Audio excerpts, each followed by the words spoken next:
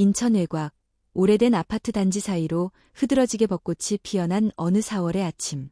한지원은 병원 복도 끝 창가에 앉아 있었다. 창 너머로 햇살이 부드럽게 내려앉았고 그녀의 손은 살며시 불러오는 배 위에 얹혀 있었다. 이틀 전, 그녀는 남편 박준호와 함께 대학병원 산부인과를 찾았다. 임신 확인을 받은 지는 한 달이 지났지만 오늘은 그보다 더 중요한 검진이 있었다. 복부 초음파 화면에 두 개의 심장이 또렷하게 뛰고 있었다. 쌍둥이네요. 일란성입니다. 의사의 말에 한지원은 눈을 크게 떴다.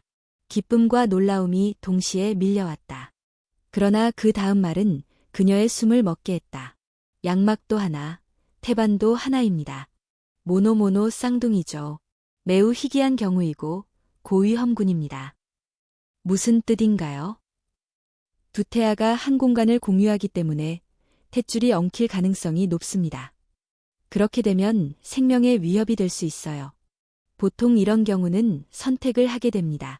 생존 확률이 높은 아이 하나를 남기고 다른 하나는. 의사는 말을 끝맺지 못했다.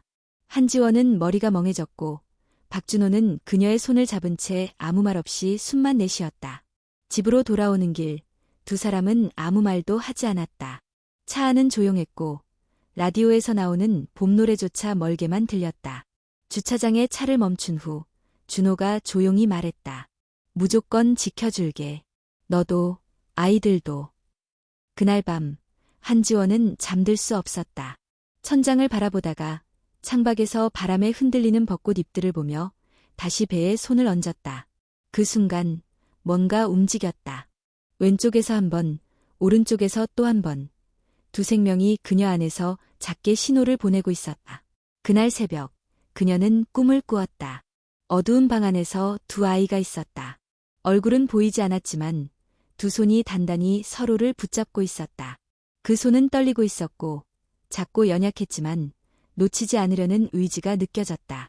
아침이 밝자 그녀는 결심했다. 병원에서 받은 감수 동의서는 서랍에 넣지도 않았다. 그대로 가위를 들어 종이를 잘라 쓰레기통에 버렸다. 그 어떤 가능성도 포기하지 않겠다고 마음속으로 되뇌었다. 남편에게 말했을 때 준호는 그녀의 눈을 조용히 바라보았다. 아무 말 없이 그녀를 안아주었다. 말보다 깊은 동의가 있었다. 24주가 지나고 그녀는 입원했다. 하루 24시간 태아의 상태를 체크하는 집중 관찰이 필요했다.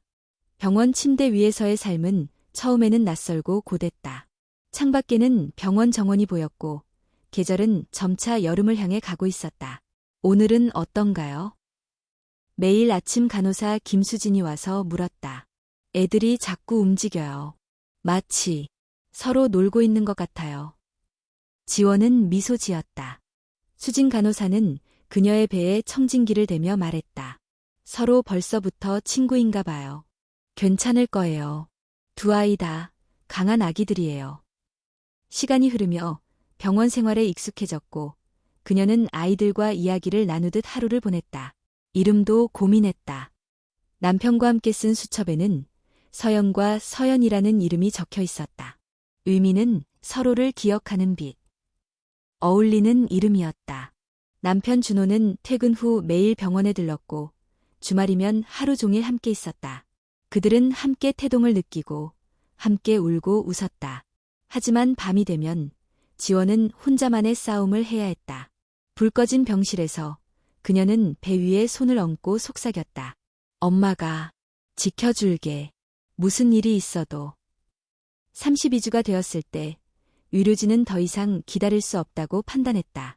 탯줄의 움직임이 심상치 않았고 언제든 엉킬 수 있는 상태였다. 제왕절개 수술이 결정되었다. 수술 전날 밤 지원은 어머니와 함께 병실 창가에 앉았다. 어머니는 말없이 그녀의 손을 잡았다. 넌 강한 아이야. 그리고 너의 딸들도 강할 거야.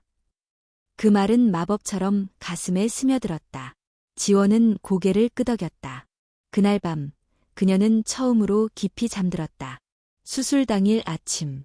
수술실 안은 밝고 차가웠다. 심장이 빠르게 뛰었고 손발은 떨렸다. 하지만 남편의 손을 꼭 쥐고 있다는 감각만은 확실히 느껴졌다. 시작합니다. 의사의 말과 함께 수술이 시작됐다. 긴장된 공기 속에서 시간이 천천히 흘렀다. 몇 분 후 첫 번째 아이의 울음소리가 터졌다. 힘있고 또렷한 소리였다. 첫째 아이입니다. 건강합니다. 곧이어 두 번째 아이의 울음이 들려왔다. 조금 더 높고 빠른 리듬이었다. 둘째도 무사합니다. 지원의 눈에 눈물이 고였다. 그녀는 남편을 바라보았다. 준호도 고개를 끄덕이며 눈물을 닦았다. 그러나 그 순간 수술실 안에서 모두가 멈칫했다. 간호사가 두 아기를 들어올려 어머니에게 보여주려는 순간 두 아기는 서로의 손을 꼭 잡고 있었다. 수술실은 침묵에 잠겼다. 의사가 중얼거렸다. 이런 장면은 처음입니다. 30년 동안 단 한 번도 본 적이 없어요. 준호는 지원의 이마에 입을 맞추며 속삭였다. 우리 아이들, 정말 특별해. 그리고 그 순간 지원은 알았다. 이 아이들이 선택한 삶은 함께라는 말에서 시작되었고 앞으로도 그럴 거라는 걸. 출산이 끝난 지 하루, 한지원은 병실 침대 위에 누워 있었다. 마취가 덜 가신 몸은 여전히 무거웠고 복부엔 통증이 남아 있었지만 그녀의 눈빛은 평온했다. 눈을 뜨자마자 그녀가 가장 먼저 찾은 것은 아이들이었다. 애들, 어디 있나요? 옆에 있던 간호사는 부드럽게 미소 지으며 말했다. 신생아실에 있습니다. 건강 상태 확인 중이에요. 조금만 기다리면 직접 볼 수 있어요. 그 순간 문이 열리고 남편 박준호가 들어왔다. 그의 손에는 조심스럽게 들려진 작은 사진이 있었다. 지원아, 봐 이거. 병원에서 찍어줬어. 지원은 사진을 받아들었다. 흑백의 작은 프린트 한 장. 사진 속 두 아기는 나란히 눕혀져 있었고 그 작은 손은 여전히 서로를 꼭 붙잡고 있었다. 얼굴은 아직 퉁퉁 붓고 눈도 제대로 뜨지 못했지만 손끝의 그 다음은 너무도 생생했다. 지원은 눈물을 흘렸다. 조용히, 천천히.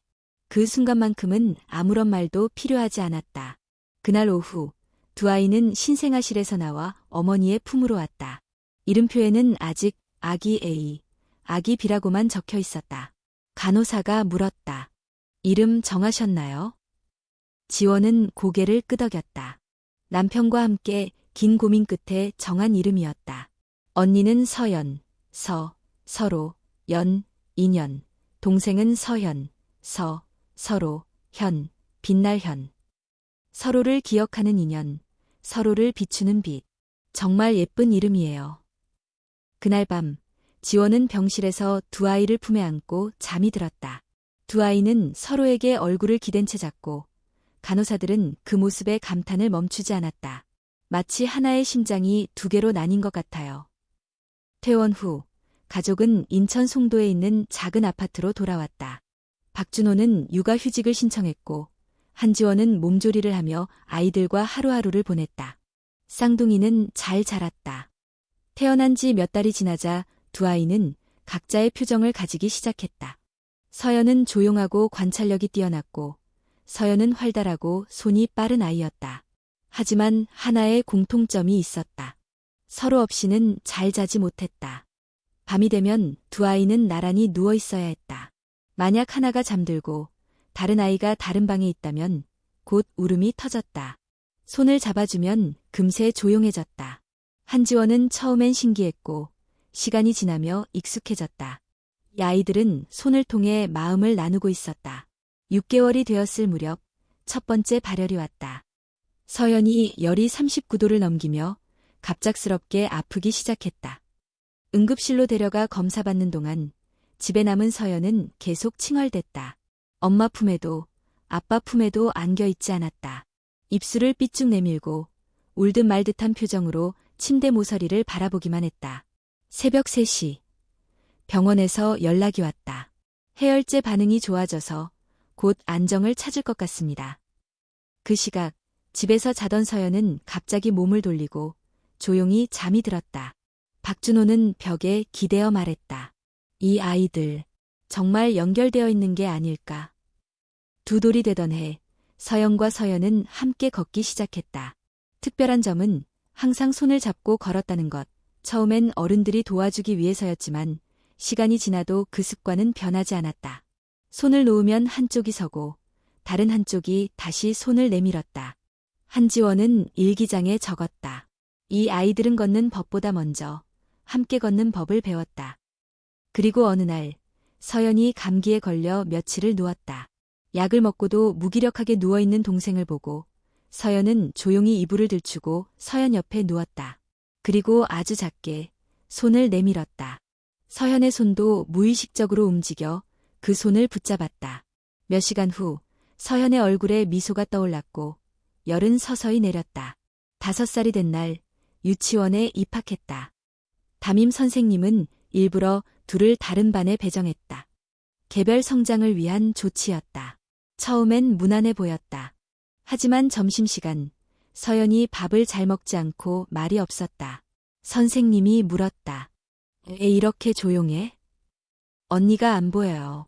언니가 혼자 밥 먹고 있어요. 다른 반에서도 같은 시각 서연이 급식 트레이를 앞에 두고 멈춰 있었다. 서연이 안 보여요. 그날 이후 유치원은 두 아이의 스케줄을 유연하게 조정했다. 둘은 수업은 따로 들어도 점심과 놀이 시간은 함께 보낼 수 있도록 배려받았다. 그 무렵부터 언론의 관심이 다시 두 아이에게 향했다. 출산 당시의 영상이 온라인에서 회자되며 한 방송국에서 기적의 손을 잡은 쌍둥이라는 다큐멘터리 제안을 해왔다. 촬영팀이 방문했을 때 서연과 서연은 자연스럽게 손을 잡고 문을 열어주었다. PD가 물었다. 왜 항상 손을 잡고 있니? 서연이 대답했다. 서연이는 내 언니야. 내가 놓치면 언니가 멀리 가버릴까봐. 서연은 고개를 끄덕이며 덧붙였다. 잡고 있으면 마음이 따뜻해져요. 다큐멘터리 방송 후 많은 시청자들이 편지를 보내왔다. 우리도 서로의 손을 놓지 않겠다고 약속했다는 부부, 가족이란 무엇인지 다시 생각하게 되었다는 교사, 마음을 전하는 건 손 하나면 된다는 걸 배웠다는 청소년들까지. 한지원은 방송을 보며 남편에게 말했다. 이 아이들이 세상에 온 것 자체가 이미 누군가의 위로가 되었나 봐요. 박준호는 말없이 아내의 손을 잡았다. 그리고 그 순간 거실에 앉아있던 두 아이는 동시에 서로를 바라보며 작은 손을 다시 한번 꼭 맞잡았다. 시간은 흐르고 서연과 서연은 어느덧 초등학교 3학년이 되었다. 외모는 여전히 쌍둥이라는 말이 무색하지 않을 정도로 닮았지만 성격과 관심사는 점점 또렷하게 달라졌다. 서연은 조용하고 내성적이었다. 책 읽기를 좋아했고 학교 도서관에서 시간을 보내는 일이 많았다. 그림 그리는 것을 좋아했고 정리정돈도 잘했다. 친구들과 어울릴 때도 늘 배려하는 모습이었다. 반면 서연은 활달하고 말이 많았으며 운동장에서 뛰노는 것을 좋아했다. 교실보다는 야외에서 더 생기를 보였고 음악 수업 때마다 누구보다 크게 노래를 부르곤 했다. 둘은 다르지만 이상하리만치 서로를 너무도 잘 이해했다. 누가 먼저 배우지 않아도 언제나 상대방의 감정을 빠르게 감지하고 반응했다. 어느 날 서연이 수학시험에서 문제를 풀지 못해 당황하고 있을 때 옆반에 있던 서연이 갑자기 손을 들었다. 선생님, 배가 아파요. 잠깐 화장실 다녀와도 될까요? 허락을 받고 복도로 나온 서연은 옆반 창문 너머로 서연을 바라보았다. 얼굴이 빨개진 채 연필을 꽉 쥐고 있는 동생의 모습을 보자 그녀는 조용히 중얼거렸다. 괜찮아, 서연아. 잘할 수 있어. 그리고 신기하게도 그날 서연은 시험지를 무사히 마치고 나왔다. 이후 그 문제는 학교 교내회의 시간에도 화제가 되었다. 쌍둥이의 공감 능력이 이렇게 클 줄은 몰랐다고 담임교사가 말했다. 하지만 두 아이의 유대가 언제나 순탄한 것만은 아니었다. 5학년이 되던 해 같은 반에 편성된 두 아이는 학기 초부터 교내 인기 투표, 발표 경쟁, 그림대회 등에서 번갈아가며 비교 대상이 되었다. 이번 미술상은 역시 서연이지. 디테일이 남다르잖아. 근데 발표는 서연이 훨씬 잘하던데. 에너지가 넘쳐. 아이들은 아무하게 없이 말했지만 그 말들은 쌓여 두 자매의 마음 한켠을 조금씩 무겁게 만들었다. 그러던 어느 날 점심시간에 작은 사건이 있었다. 급식 줄을 서던 중 서연이 친구에게 말을 붙였다. 서연아, 오늘 수업 끝나고 같이 도서관 갈래? 그러자 서연은 주위를 둘러보며 작게 말했다. 언니, 요즘 좀 따로 다니면 안 될까? 자꾸 비교 당하니까 좀 불편해. 그 말에 서연은 조용히 고개를 끄덕였지만 식판을 들고 식탁으로 가는 걸음은 예전보다 느리고 조심스러웠다. 그날 밤 집에서도 두 아이는 말수가 줄었다. 한지원은 그 분위기를 눈치챘지만 억지로 물어보지 않았다. 대신 아이들 방 앞에서 한참을 서성이다가 조용히 한마디만 남겼다. 다르다는 건 틀린 게 아니야. 서로 다른 빛깔일 뿐이야. 엄마는 너희 둘 다 그 빛을 너무 사랑해.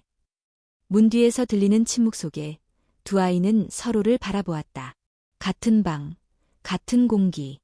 그런데 마음은 어쩐지 서로 멀어진 듯 느껴졌다. 며칠 후 학교에서 소풍이 있었다. 둘은 처음으로 서로 떨어져 다른 조에 배정되었다. 하루 종일 따로 움직였고 각자 친구들과 사진도 찍고 게임도 했다. 그런데 소풍이 끝날 무렵 갑자기 서연이 선생님 옆에서 고개를 숙이고 울고 있었다. 서연아, 무슨 일이야? 언니가 안 보여요. 계속 언니 생각만 나요. 같은 시각 서연은 반 친구들과 피크닉 매트를 걷고 있었다. 갑자기 발걸음을 멈추더니 뒤를 돌아보며 중얼거렸다. 서연이가 울고 있어. 소풍을 마치고 돌아오는 버스 안에서 두 아이는 나란히 앉았다. 아무 말도 없었지만 손은 조용히 서로의 손을 찾아갔다. 어릴 때부터 늘 그래왔듯이. 그리고 그날 밤 서연은 먼저 입을 열었다. 언니, 미안해. 나 언니랑 다른 사람이 되고 싶다고 생각했었어. 언니가 너무 완벽해 보여서 부담스러웠어. 서연은 고개를 저으며 말했다. 서연아, 나는 내가 부러웠어. 너는 용감하고 밝고 사람들 앞에서도 당당하잖아. 나는 그게 늘 멋있었어. 그 말에 서연은 눈시울을 붉혔고 둘은 서로를 꼭 안았다. 그날 이후 두 아이는 조금 더 단단해졌다. 더 이상 서로를 비교하지 않았고 서로의 다름을 인정하고 존중했다. 초등학교 졸업식 날 두 아이는 나란히 무대에 섰다. 서연은 미술 대표로 상을 받았고 서연은 졸업식 사회를 맡았다.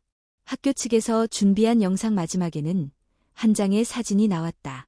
신생아 시절 두 아이가 손을 잡고 누워있는 그 유명한 사진.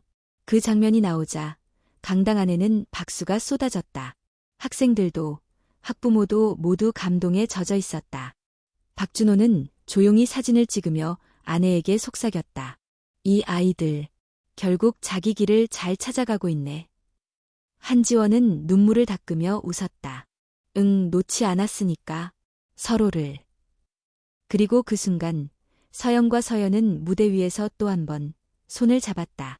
이제는 스스로 선택한 손짓이었다. 어린 시절의 본능이 아니라 서로를 향한 깊은 이해와 존중에서 비롯된 행동. 그들은 그날 단지 초등학교를 졸업한 것이 아니었다.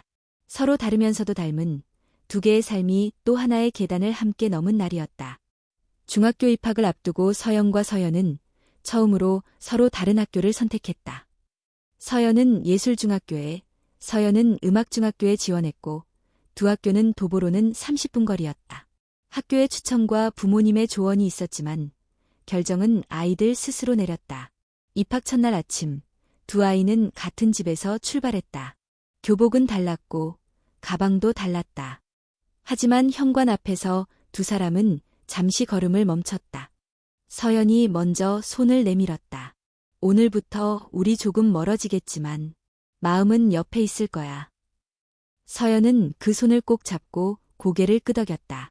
우리가 멀어진다 해도 같은 별을 보고 있다면 괜찮아. 학교 생활은 둘 모두에게 새롭고 도전적이었다. 서연은 미술 전공반에서 조용한 관찰력과 섬세한 손재주로 주목받았고 서연은 음악 전공반에서 첼로를 전공하며 무대에 설 기회를 점점 늘려갔다. 각자의 영역에서 바쁘게 생활하면서도 두 사람은 매일 밤 영상통화를 했다. 하루 중 있었던 일, 그날의 감정, 그리고 사소한 농담까지 빠짐없이 나눴다. 그 통화는 서로의 하루를 마무리하는 의식처럼 소중했다. 하지만 점점 둘 사이에 침묵이라는 틈이 생기기 시작했다. 말은 이어졌지만 마음은 조금씩 어긋나기 시작했다.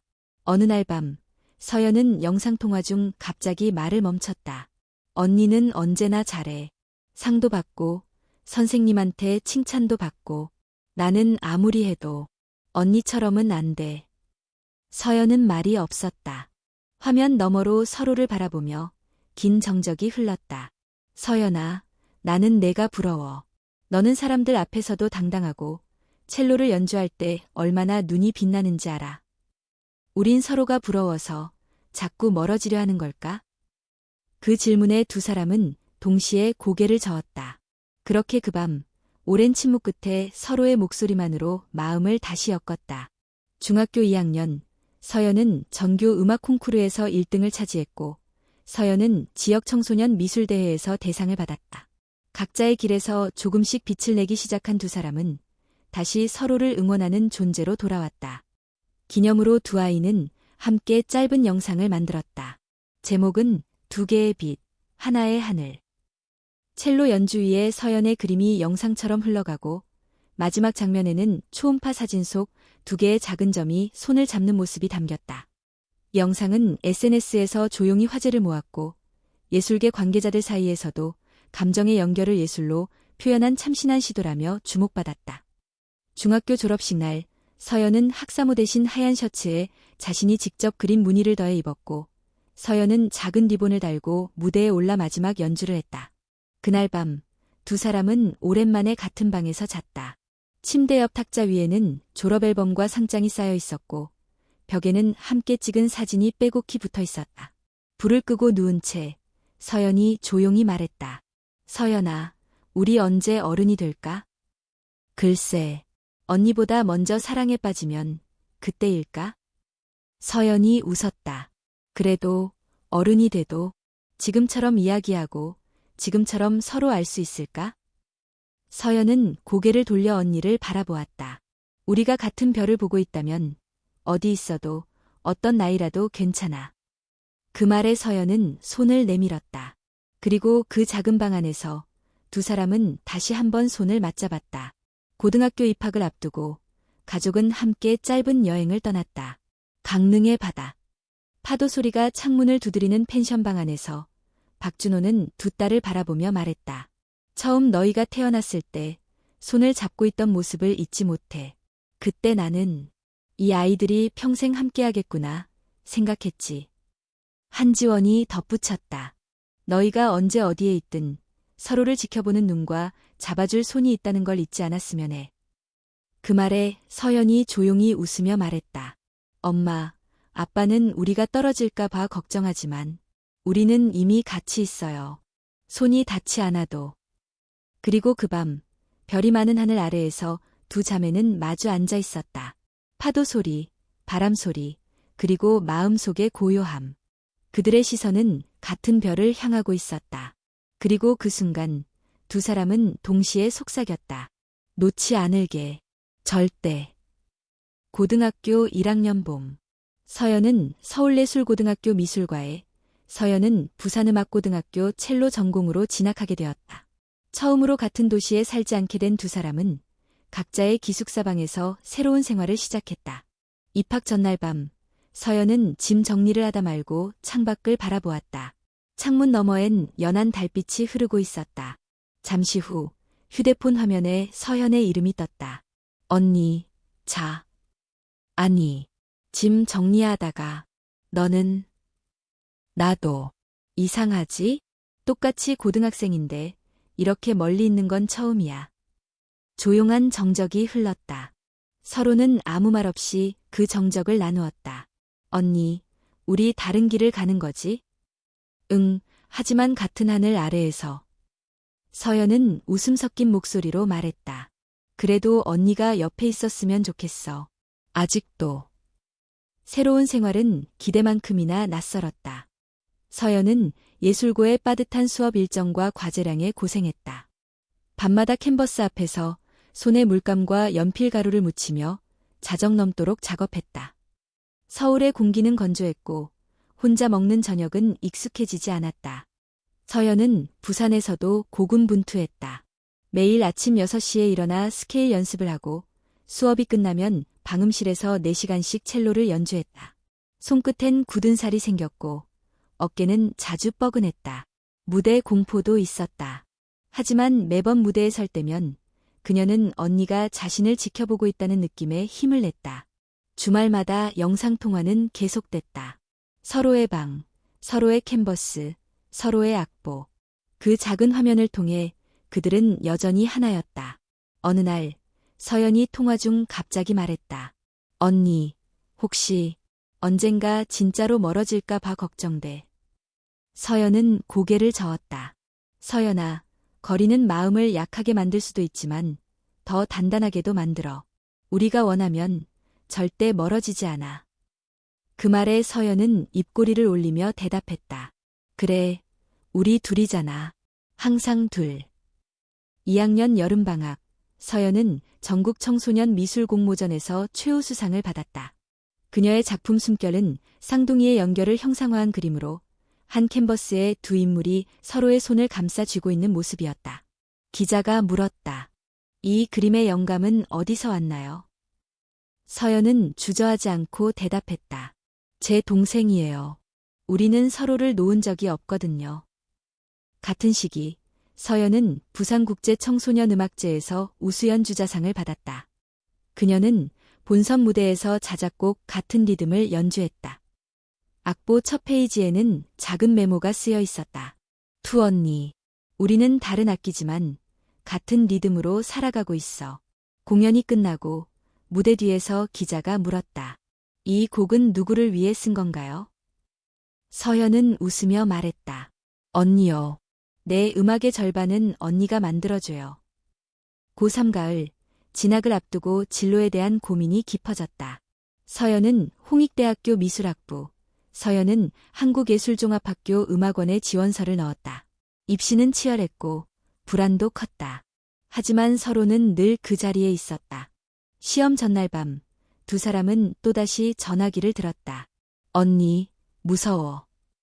나도. 하지만 우리가 함께 버틴 게 몇 년이야. 지금도 같이 버티자. 그래. 우리 둘이면 할 수 있어. 그 말로 서로를 위로하며 두 사람은 잠에 들었다. 그 밤, 서울과 부산의 밤하늘은 모두 맑았다. 그리고 결국 두 사람은 모두 합격했다. 대학생이 된 두 자매는 다시 서울에서 함께 살게 되었다. 서연은 학교 근처의 조용한 고시원에서 나와 서연과 함께 원룸을 얻었다. 부엌은 작았고 방은 좁았지만 함께 있다는 것만으로 충분했다. 일상의 리듬은 자연스러웠다. 아침엔 서연이 밥을 지었고 밤엔 서연이 조용히 음악을 들으며 그림을 그렸다. 종종 서로의 전공에 대해 이야기했고 한밤중에 고민이 생기면 차를 끓여 함께 앉았다. 어느 날 밤 서연이 말했다. 언니, 우린 어쩌면 진짜 서로를 반쯤 가지고 태어난 것 같아. 서연은 생각에 잠긴 듯 고개를 끄덕였다. 그래서일까? 너 없으면 난 반쪽이 빠진 느낌이야. 그리고 그날 밤, 자정이 넘은 시간. 두 자매는 침대 위에서 나란히 누워 같은 음악을 들으며 잠들었다. 서로 다른 길을 걸었지만 그 길의 끝에는 언제나 서로가 있었다. 시간은 흘렀고 봄은 다시 왔다. 꽃이 피기 시작한 어느 날, 서연은 문득 물었다. 언니, 우리 평생 이렇게 함께할 수 있을까?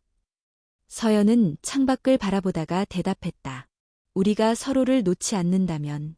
그래, 평생. 서연은 조용히 언니의 손을 잡았다. 그 손은 여전히 따뜻했고 어릴 적 병실에서 맞잡았던 바로 그 감촉이었다. 그리고 그 순간 서연은 속으로 되뇌었다. 우리는 같은 꿈을 꾼다. 다만 다른 길에서. 대학 졸업 후 서연은 서울시립교향악단의 수습 첼리스트로 입단했다. 입단 전 오디션에서의 연주는 전문가들 사이에서 큰 화제가 되었고 그녀의 이름은 곧 음악계에 알려지기 시작했다. 서연은 국내 유명 디자인 스튜디오에 입사해 일러스트레이터로 활동했다. 그녀의 섬세하고 감정이 깊이 담긴 작품들은 다양한 광고 캠페인과 동화책에 실리며 대중과 소통했다. 각자의 자리에서 성공을 거둬가며도 두 자매는 여전히 서로의 일상 속 가장 가까운 친구이자 조력자였다. 그러던 어느 날, 서연은 새로운 감정을 느꼈다. 연습이 끝난 어느 저녁, 오케스트라의 음악감독 정우진과 마주친 순간이었다. 그날의 대화는 짧았지만 며칠이 지나도 그의 말투와 눈빛이 머릿속을 떠나지 않았다. 서연은 처음으로 누군가를, 언니가 아닌 누군가를 기다리게 되었다. 몇 달 후, 서연은 언니에게 털어놓았다. 언니, 나 좋아하는 사람이 생겼어. 서연은 잠시 멈칫했지만 곧 부드럽게 미소 지었다. 그래? 어떤 사람이야? 정우진 선생님. 오케스트라 지휘자야. 나보다 6살 많고 말수가 적은데 같이 있으면 마음이 편해. 서연은 고개를 끄덕이며 동생의 손을 살짝 잡았다. 서연아, 넌 사랑받을 자격이 충분해. 그리고 언니보다 먼저 사랑에 빠진 게 부럽기도 해. 서연과 우진의 관계는 조심스럽게 시작되어 차분히 이어졌다. 우진은 서연의 음악을 진심으로 존중했고 서연은 그와 함께 있을 때만큼은 첼리스트가 아닌 그저 사람으로 존재할 수 있었다. 1년 뒤 우진은 서연에게 프러포즈를 했다. 정식 공연이 끝난 무대 위 아무도 없는 객석 앞에서 그날 밤 서연은 울면서 언니에게 말했다. 나 결혼해도 돼? 서연은 그저 고개를 끄덕이며 동생을 꼭 안았다. 그리고 속으로 조용히 속삭였다. 내가 나보다 더 행복하다면 난 혼자서도 괜찮아. 결혼 준비는 바쁘고 정신없었다. 서연은 동생의 들러리를 자처했고 드레스 디자인도 도와주었다. 웨딩카드의 일러스트는 서연이 직접 그렸다. 손을 잡은 두 사람. 마치 어릴 적의 자신들과 닮은 그림이었다. 결혼식 당일 서연은 들러리 드레스를 입고 동생의 손을 잡고 입장했다. 하객들 모두가 숨을 죽였다. 두 자매는 여전히 손을 잡고 있었다. 신부와 들러리. 두 사람이 아닌 한 마음이었다. 서연은 생각했다. 나는 이 순간을 위해 지금까지 기다렸던 걸지도 몰라. 결혼 후 서연은 남편과 함께 집을 옮겼고 일상은 바쁘게 돌아갔다. 서연은 여전히 같은 원룸에 혼자 살며 그림을 그리고 조용히 지냈다. 그러던 어느 날 서연은 갑작스러운 통증을 느꼈다. 처음엔 가벼운 복통이라고 생각했지만 점점 심해졌다. 검진 결과는 자가면역성 복막염. 희귀병이었다. 면역체계가 복막을 공격하며 만성염증을 유발하는 병. 치료는 어렵고 진행 속도는 예측할 수 없었다. 서연은 처음엔 말하지 않았다. 동생의 결혼 생활을 방해하고 싶지 않았다. 하지만 통증은 점점 잦아졌고 결국 어느 날 통근길에 쓰러지고 말았다. 병원으로 달려온 서연은 아무 말 없이 언니의 손을 잡았다. 병상에 누운 서연은 말없이 눈을 감고 있었다. 언니, 왜 혼자 아프고 있어? 눈을 뜬 서연이 말했다. 말하면 내가 나 대신 아플까봐. 그 말에 서연은 눈물을 흘렸다. 언니, 나 이제 언니가 없으면 안 돼. 나 그렇게 강하지 않아. 의료진은 면역세포 이식을 제안했다. 적절한 기증자가 있어야 했고 일란성 쌍둥이는 가장 이상적인 조건이었다. 서연은 단호하게 반대했다. 넌 아이를 가질 준비 중이잖아. 내 몸에 위험한 시술을 하게 할 수 없어. 서연은 침묵하다가 입을 열었다. 언니가 없으면 내가 엄마가 된다는 게 아무 의미 없어. 언니는 나의 반이야. 결국 서연은 면역세포 기증을 결심했고 시술은 성공적으로 마무리되었다. 서연의 몸은 천천히 회복을 시작했고 의료진은 기적 같은 반응이라고 평가했다. 몇 달 뒤 서연은 병원에서 퇴원했다. 머리카락은 많이 빠졌고 체중도 줄었지만 그녀의 눈빛은 전보다도 더 단단해 보였다. 서연이 그녀를 데리러 왔을 때 두 사람은 병원 입구에서 마주섰다. 기다렸지? 언니가 안 기다렸으면 내가 먼저 갈 뻔했어. 두 사람은 웃으며 손을 맞잡았다. 그 손은 예전보다 더 마르고 작아졌지만 그 따뜻한 만큼은 변하지 않았다. 한겨울, 서울에 첫눈이 내리던 날, 서연은 회복 후 처음으로 집 밖에 나섰다. 머플러로 얼굴을 가리고 조심스럽게 발걸음을 옮겼다. 아직 체력은 완전히 돌아오지 않았지만 병원 침대에만 누워있는 것이 더 고통스러웠다. 그날 서연은 서연을 위해 손수죽을 끓였다. 생강과 대추, 찹쌀이 든 따뜻한 죽이었다. 언니, 이건 엄마가 아플 때마다 해주시던 거 기억나? 서연은 조용히 고개를 끄덕이며 숟가락을 들었다. 첫 입을 먹고는 눈을 감았다. 이 맛이야. 엄마가 만든 그 맛이야. 서연은 미소 지었지만 그 속엔 아픔이 담겨 있었다. 그녀는 이제 자매를 돌보는 입장이었고 어릴 적 언니에게 기대던 자신은 사라진 듯했다. 하지만 이상하게도 그녀는 그것이 싫지 않았다. 오히려 감사했다. 회복 중인 어느 날 서연은 서랍 깊숙이 숨겨두었던 오래된 상자를 꺼냈다. 그 속엔 어릴 적 병원에서 찍은 사진 한 장이 있었다. 서로의 손을 꼭 잡고 누워있는 갓난아이 둘. 그리고 그 옆엔 한지원이 손으로 쓴 짧은 쪽지가 있었다. 너희를 포기하지 않은 날 나는 다시 태어났다. 서연은 조용히 그 쪽지를 서연에게 건넸다. 서연은 손끝이 떨리며 그것을 읽고 눈을 감았다. 엄마가 우리를 지켰고 지금은 우리가 서로를 지키고 있네. 봄이 가까워질 무렵 서연은 기쁜 소식을 전했다. 언니, 나 임신했어. 서연은 놀라움과 기쁨이 뒤섞인 얼굴로 동생을 바라봤다. 그리고 곧 말없이 품에 안았다. 축하해, 서연아. 정말 축하해. 그 순간 서연은 또 다른 감정을 느꼈다. 질투도 아니고 외로움도 아니었다. 단지 시간의 흐름을 실감한 감정이었다. 자신들은 이제 새로운 세대에게 자리를 내어주는 시기가 된 것이다. 임신 중인 서연은 자주 피곤했고 감정 기복도 심했다. 서연은 그런 동생을 위해 다시 그림을 그리기 시작했다. 매일 아침 서연이 눈을 뜨면 식탁 위엔 짧은 메모와 함께 작은 그림이 놓여 있었다. 오늘도 아이가 너에게서 좋은 마음을 배워가길. 세상에 오기 전부터 이 아이는 사랑받고 있어. 서연은 그 그림들을 따로 모아 작은 노트에 붙였다. 그것은 곧 엄마의 첫 선물로 바뀌어 갔다. 출산일이 가까워지자 서연은 휴직을 신청했다. 내가 곁에 있어야 하니까. 서연은 눈물이 핑 돌았다. 이번엔 내가 언니를 지켜야 할 차례인데 또 언니가 나를 지켜주네. 우리는 늘 서로를 지켰잖아. 언제나 번갈아가며. 그리고 마침내 그날이 왔다. 서연은 진통으로 얼굴이 창백해졌고 손끝까지 떨렸다. 분만실 앞에서 기다리던 서연은 간호사에게 말했다. 제가 함께 있어야 해요. 이 아이는 우리 둘의 연결이에요. 의료진은 망설였지만 가족력과 특수한 사례를 검토한 끝에 허락했다. 서연은 분만실에 들어가 서연의 손을 꼭 잡았다. 그리고 조용히 속삭였다. 괜찮아. 내가 처음 세상에 나왔을 때도 내가 옆에 있었어. 서연은 숨을 헐떡이며 고개를 끄덕였다.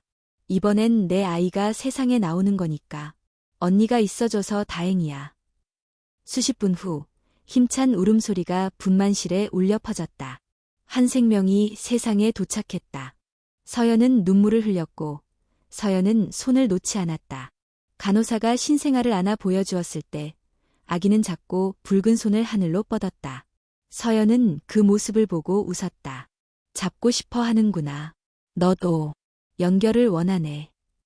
아기의 이름은 하은. 뜻은 하늘의 은혜.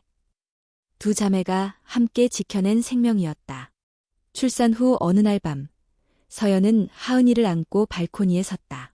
서연은 안방에서 잠들어 있었고 집안은 고요했다. 별이 총총한 하늘 아래 서연은 조용히 말했다. 넌 엄마의 아이이자 나의 아이야. 너의 삶에도 누군가 손을 놓지 않는 사람이 있기를. 그 말은 바람에 실려 멀리 퍼졌다. 몇 달 후 서연은 다시 작업실로 돌아왔다. 첫 작업은 별표 손의 기억 별표이라는 이름의 그림책이었다. 그림 속엔 늘 손이 있었다. 태어날 때 손을 맞잡은 아기, 서로의 눈물을 닦는 자매, 그리고 한 아이를 처음 안는 어른. 책은 조용히, 그러나 꾸준히 많은 사람들에게 전해졌다. 한 독자는 댓글에 이렇게 썼다. 어쩌면 우리 모두는 누군가의 손에서 태어난 존재인지 모른다. 서연은 그 댓글을 읽고 잠시 눈을 감았다. 그리고 다시 한번 어릴 적 병실에서 손을 잡고 태어난 그날을 떠올렸다. 그리고 지금도 여전히 그 손은 놓여 있지 않았다. 하은이 돌잔치를 마치고 며칠 후 서연과 서연은 오랜만에 친정인 인천의 부모님 집을 찾았다. 그 집은 지금은 사람의 손길이 드물어졌지만 두 자매에게는 모든 것이 시작된 장소이자 언제나 돌아올 수 있는 마음의 집이었다. 오래된 마룻바닥, 그 위에 놓인 가죽 소파, 벽에 걸린 결혼사진 속 젊은 한지원과 박준호. 집은 변하지 않았다. 그리고 변하지 않은 그 시간 속에 아직 열리지 않은 상자 하나가 있었다. 그날 밤 두 자매는 어머니의 서재 정리를 하다 책장 뒤쪽에 꽂혀있던 오래된 나무 상자를 발견했다. 상자에는 자물쇠가 달려 있었고 열쇠는 서랍 속 오래된 라이터 밑에서 찾을 수 있었다. 이거 엄마가 우리에게 한 번도 보여준 적 없는 거야.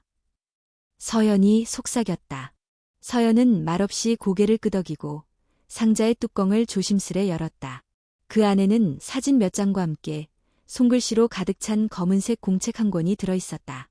표지에는 흐릿한 글씨로 이렇게 적혀 있었다. 1983년 인천대학병원 입원 중 한지원 기록. 서연이 조용히 첫 페이지를 펼쳤다.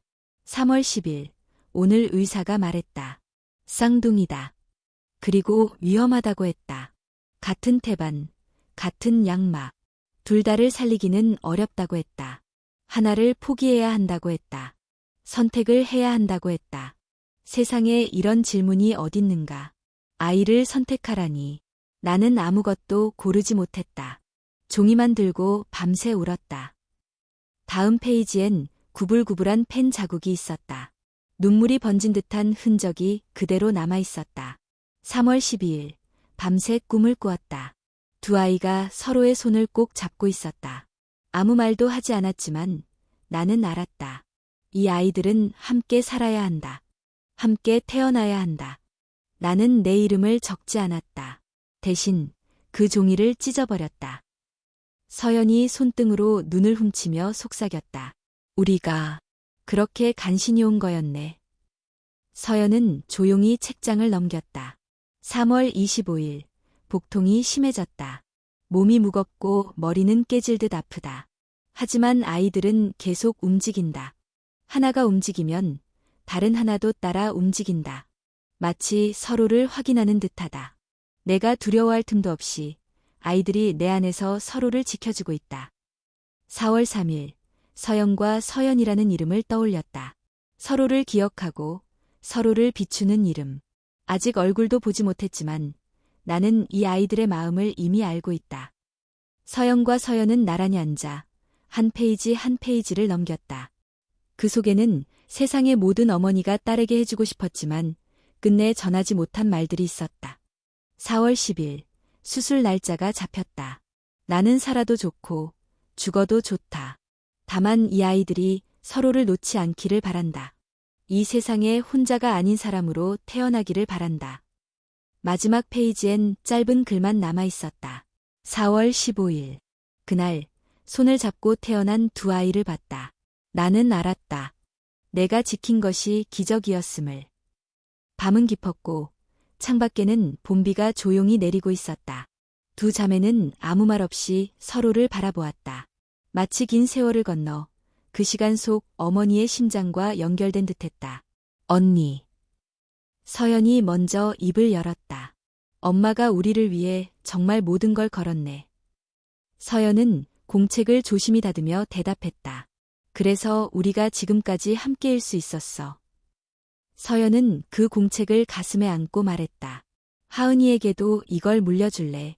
우리가 어디에서 왔는지를 알려주고 싶어. 며칠 후 두 사람은 어머니의 일기를 스캔해서 작은 책자로 만들었다. 표지는 하은이가 그린 손그림으로 장식했고 제목은 단순하게 붙였다. 놓지 않은 손.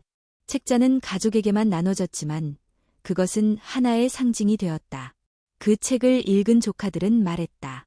우린 서로를 선택한 사람들이야. 서연은 조용히 대답했다. 아니야.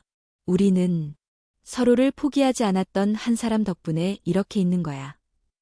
그해 봄, 두 자매는 함께 인천대학병원 신생아실을 다시 찾았다. 그곳은 새롭게 리모델링되어 깨끗한 유리창과 따뜻한 조명이 인상적이었다. 한 간호사가 그들을 알아보고 말했다. 혹시 그때 손잡고 태어났던 쌍둥이? 서영과 서연은 조용히 웃으며 고개를 끄덕였다. 간호사는 눈가를 훔치며 말했다. 그날의 기억, 지금도 우리 병원 기록 영상실에 있어요. 교육용으로 사용되기도 해요. 많은 간호사들이 그 장면을 보며 일을 시작하죠. 그날 밤, 서울로 돌아가는 기차 안. 두 자매는 나란히 앉아 같은 음악을 들으며 창밖을 바라보았다. 서연이 조용히 말했다. 어쩌면 우리는 엄마가 이 세상에 남긴 하나의 이야기일지도 몰라. 서연은 그 말에 고개를 끄덕이며 대답했다. 그리고 지금 우리가 살아가는 모습이 엄마의 마지막 문장이야. 기차가 도시로 들어서며 불빛들이 하나둘씩 지나갔다. 그 불빛 속에서 두 사람은 동시에 같은 생각을 떠올렸다. 이야기는 끝난 게 아니었다. 그저 다음 장으로 넘어갈 준비를 하고 있을 뿐이었다.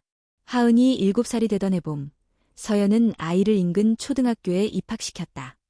수줍음이 많고 낯을 가리는 하은은 처음 며칠간 교실에 들어가는 것조차 어려워했다. 서연은 자주 아이를 데리러 갔고 교문 앞에서 그녀를 기다리는 모습은 마치 또 다른 엄마 같았다. 하은은 이모를 유독 따랐다.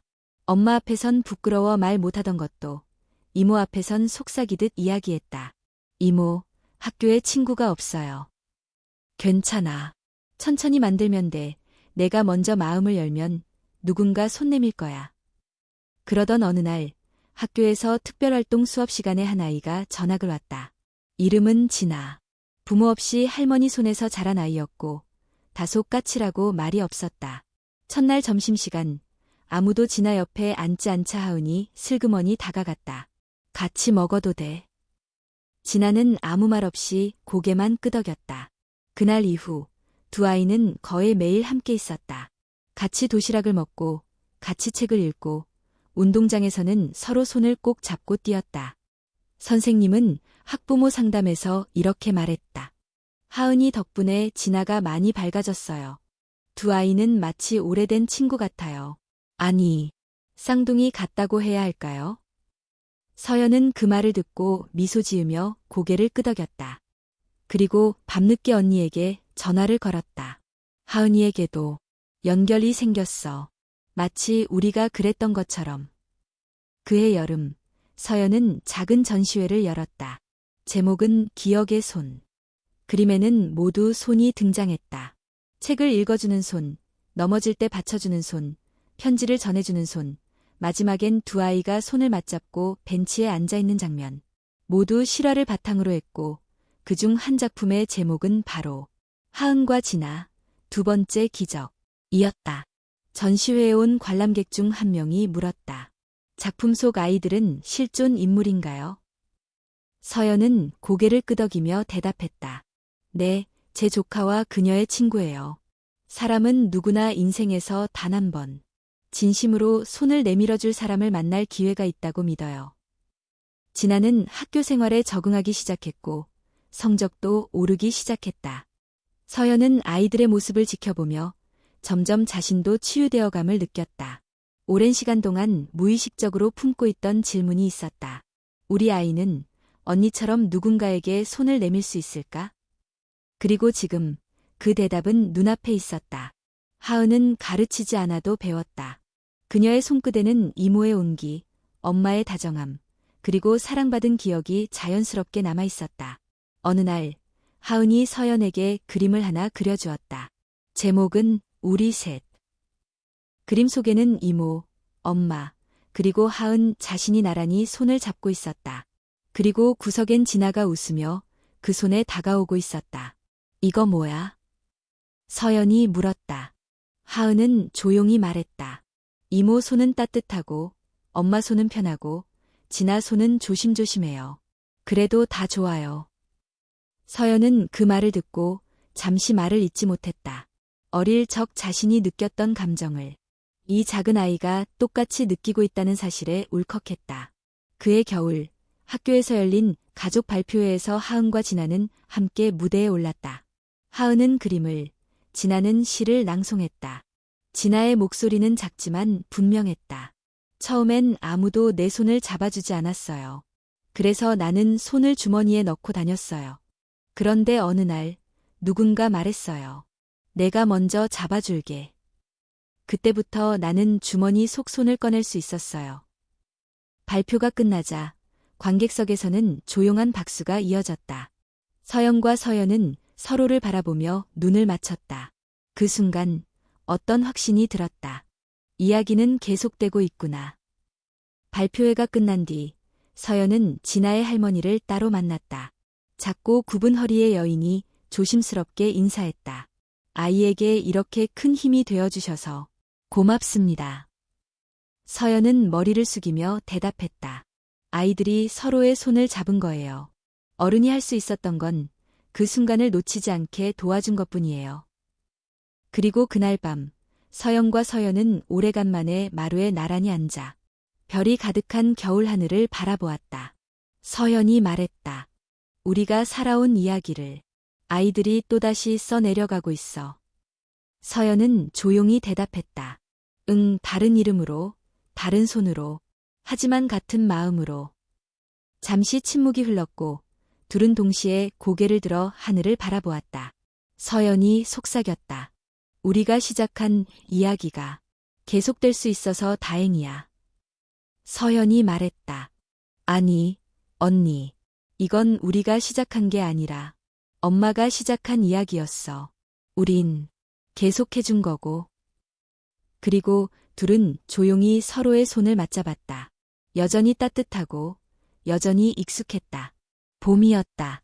정확히 말하면 서영과 서연이 100번째 생일을 맞이한 그 해의 봄이었다. 서울 외곽의 조용한 마을, 벚꽃이 흐드러지게 피어난 작은 요양원에서 두 사람은 함께 생활하고 있었다. 기억력은 예전만 못했고 손끝도 떨렸지만 매일 아침 서로의 이름을 부르는 일만큼은 여전히 잊지 않았다. 서연아, 잘 잤어? 응, 서연아.